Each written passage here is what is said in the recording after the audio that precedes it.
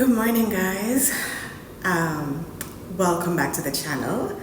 Thank you so much to everybody for the very encouraging words. Like the conversation that's happening in my very last video is breathing life into me, and that is something that I needed so much right now at this stage in my life. So thank you guys so much for all the suggestions, especially of video ideas that you want to see from the channel. I didn't think that you guys really and truly wanted to see like the mundane things, but it brought out a stronger point for me that you want. Sorry, it's early morning. Like I got up this morning with purpose on my heart because of that conversation. I didn't know how much I needed that conversation. A lot of time when I get up so early to do something for me, you know what I mean? And so I really want to just say thank you for all the video ideas. I didn't realize that you guys wanted to see the mundane parts of my life, but the mundane parts of my life, as you guys said, shows you more deeper into my personality. Nobody will watch the channel if you don't get to know me, get to know the channel, and realize, all right, I like her, let me watch her stuff. Or I not like her, so I'm not gonna watch her stuff. So I realized that you need to get to know me more to decide whether you want to watch even my mundane videos where I'm just coming to you talking about life stuff. So that's what I'm doing this morning.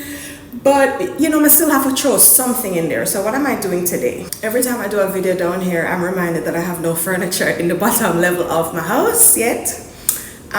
So you can hear it's very echoey. That's the reason why I'm downstairs in my kitchen right now. I am about to whip up some whipped shea butter to sell. Because as your granny would say, you have to take your hand, make fashion. You have to turn your hand, make fashion. Right. That's a Jamaican saying. I don't know if your granny would say that.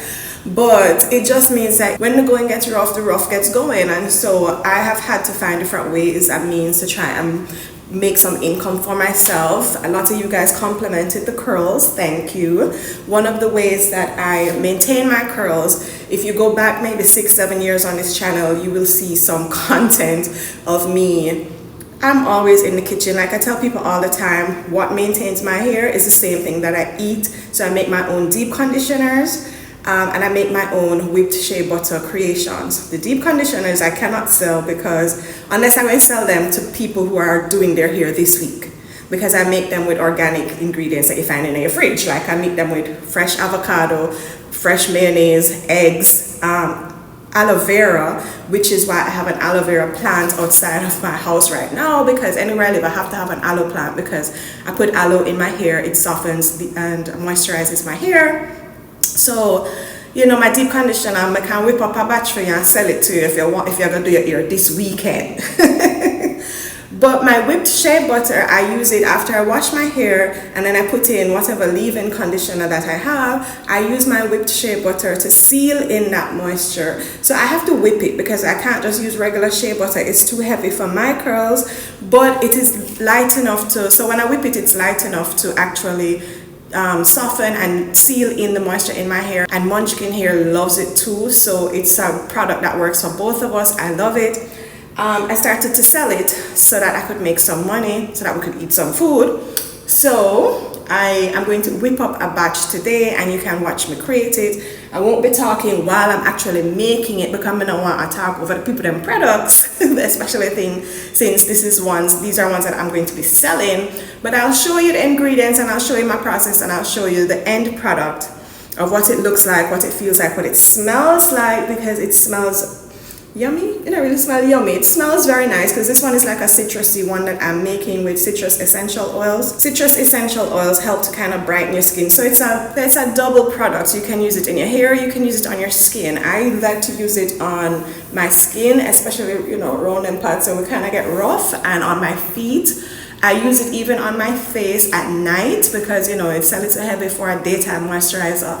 But I finally found ingredients that help to make the formulation not as greasy. So I don't know if you know, sometimes you buy whipped shea butter, body butters, they stay on your hands forever and everything you touch is just greasy, whatever. So I finally found formulations, because I've been doing this for years now. I finally formulated it a way that it really kind of absorbs into your skin and into your hair very quickly, and so you're not left with these greasy feel on your hands.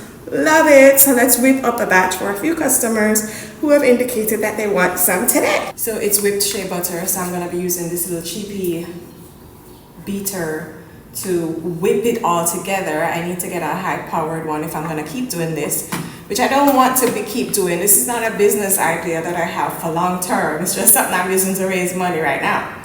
So I sanitized everything and got all my ingredients gathered. So this is what we're going to be using. I have this big block of shea butter that I got on Amazon. If you're doing this as a business, you would want to get it direct from a supplier. But as I said, I just bought a big block because I use it year round. My mother uses it year round. My mother's coming back here soon. Stay tuned for that.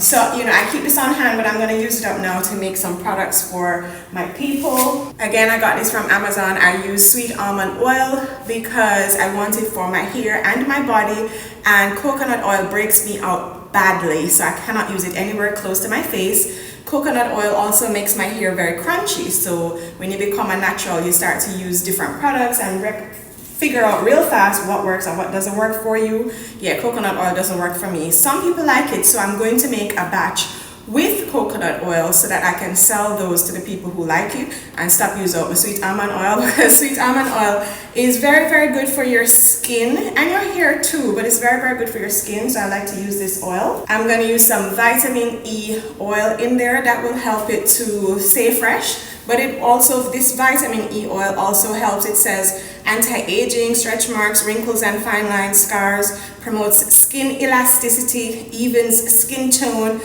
promotes radiance and youthful looking skin. This is very expensive, I bought this for me, but I'm selling off, as I said, some stuff just to raise money. So this is a very high quality product that I'm selling for $15. Anyways, and then I have some essential oils. I have some little vials of essential oils that I'm going to be using in there. So I'm going to be using the essential oils that are kind of citrusy for this batch, simply because those help to brighten the skin tone as well. So if you're using it on your skin, it will, even out any rough bumpy patch that you have and promote radiance if you're using it on your face. Anything you're using it here trickles down on your face. So I like to use things that are beneficial for my face in my hair as well. This is also the reason why I like to make a lot of my own skincare products, because you want the best, highest quality things going on your face. I don't know where them get some of them chemicals or what them I put in something then. So I like to make what I can make. So let's whip up a batch. I have my trusty kitchen scale here that I'm going to make sure I measure everything out, because the proportions are supposed to be perfect in order to have a nice whippy, pillowy product at the end. And yeah, let's get started. I'm gonna zip it from here on out, because once I start handling and putting the ingredients in the stuff, I don't want to be talking all over it, so I will give you all a voiceover for this section of the video. I'm going to wash my hands and get started. So I decided to do the double boiler method and actually melt down the shea butter this time around, because I didn't realize that it's such a big block. I'm making 8 tubs, and I did the math in my head. I have my little notebook with all the measurements that I need. When I actually saw how much it was, I know my poor little mixer was going to have quite a time breaking that down. So I was like, I have to melt it down and start with it from a liquefied state. So I will take you through that process. Also, this will ensure a smoother batch, because I made one for myself to first test out the recipe and just see, what the end product would be like. And the shea butter I have is unrefined, raw, natural shea butter. So the one I have has granules in it still. It's not as smooth as it could be. I don't think it's something that people would complain about, but why not give them the smoothest product that is possible? So I said, let me melt it down, get rid of any graininess, especially if you're going to use something on your skin. You'd want the smoothest product possible anyway, so that's why you always test every batch for yourself, for sure. So I'm gonna melt it down, and then it's already starting to melt here. Once it's melted, I'm gonna let it cool down a bit, because you don't want the hot butter to mess with the properties of all the beneficial oils that we're putting in. So once it melts, I'm going to allow it to come to like room temperature. It will still be liquid at room temperature. I'll put in the rest of my ingredients, and then I'm going to put it in the freezer to kind of solidify back again, but not completely as it was. And then from there, I will whip it and get the end product. I'll put in the fragrance oils last. I can do a whole series of like natural things that are beneficial for you. Let me know if you want it, because this here, you know what this is? This is homemade organic DIY oregano oil. So this is how I keep from being sick.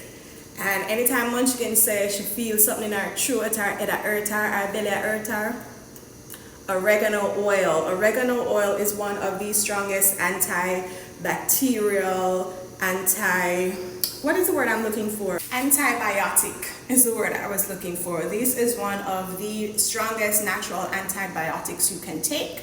And so anytime I feel any little sniffles or anything coming on, I will take a course of this. It's not something that you're supposed to take often or forever. Don't take one a day. I take a little tiny a little tiny drop or two in some ACV, apple cider vinegar, and then I dilute that with some water, and I'll take that as a shot, maybe 2 to 3 days or 3 to 5 days, depending on how sick you are or you're feeling, until it knocks out whatever infection you have. Replace your antibiotics with oregano oil, and I make this myself. All I did is steep. I got organic oregano leaves from the grocery store, and I steeped it in olive oil, I think this is, for like several weeks. It drowned. And then I strained it out, and this is what I got.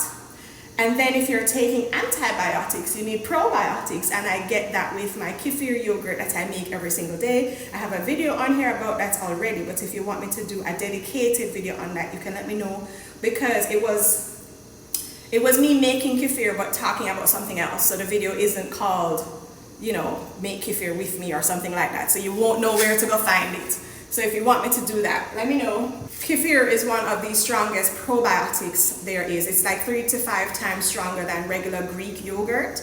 And so that's why I started making it every day for me and Munchkin, because Munchkin loves yogurt. And so I buy yogurt for her, and it bleed my pocket. So I'm gonna say, if I can make it cheaper, which making your own kefir is definitely very cheaper, but it is time intensive because it's ready every single day. So if you don't have that time investment to make, then I understand why people shy away from making it themselves. But anyway. So here's my shea butter in my pot. Like I said, I decided to do the double boiler method, sir. Yeah, guys, so this is the shea butter. That's the only thing that's in this pan here is shea butter. I have it over a pot of water to create that double boiler effect, and I'm just melting down the shea butter here so that it will smooth out, because as I said, the one I have is kind of grainy, and then I can add in my other ingredients. So yeah, I'm gonna wait on the shea butter to come down to room temp so it doesn't scorch my oils. Still a bit hot there.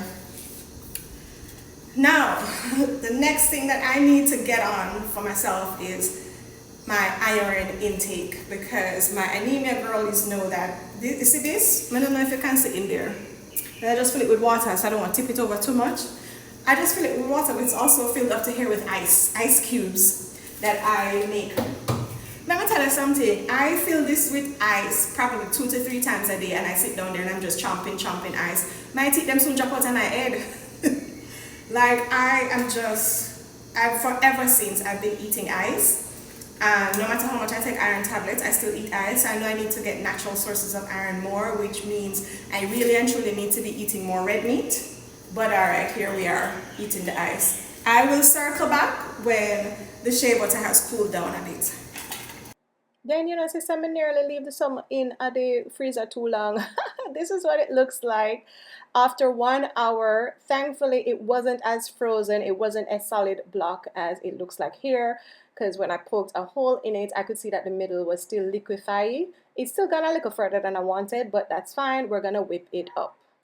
Here's what it's beginning to look like as I start to whip it. So I was like, oh, okay, all is not lost. Hallelujah. So I'm gonna continue to whip it until I get the texture that I want. That takes some time. You really need to whip, whip, whip. And here is the end result, a nice pillowy, soft, smooth whipped shea butter. Let me know if you enjoyed this video and you want to see more natural whippings going on in my kitchen.